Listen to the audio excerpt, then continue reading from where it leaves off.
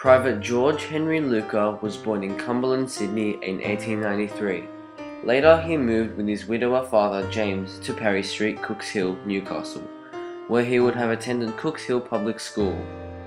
Over the years he grew to be a well-built man of 5 feet and 2 inches, after he left school and got a job as a machinist for the Government Railway in Newcastle.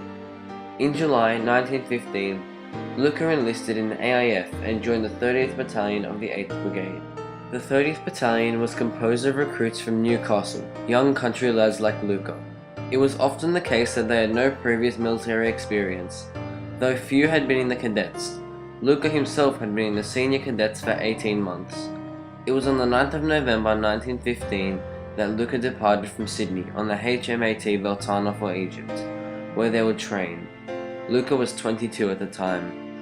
2 months after the Battle of Fromelles, on the 4th of November 1916, Private George Henry Lucre's name appeared on the German death list. Lucre had arrived at Marseille less than a month after he had completed his training. After arriving at the Western Front, he had been tasked with carrying supplies and ammunition, but was drawn into fierce fighting at Fromelles on the German front line.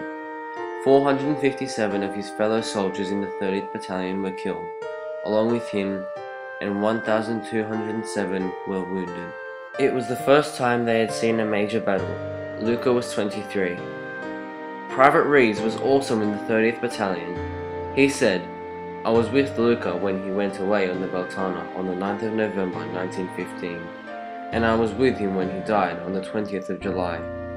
We were retiring from the second line of the German trenches at Fromelles. 5 of us had been together all night in the German trenches. Lucre went back with 3 mates one way, and I went another.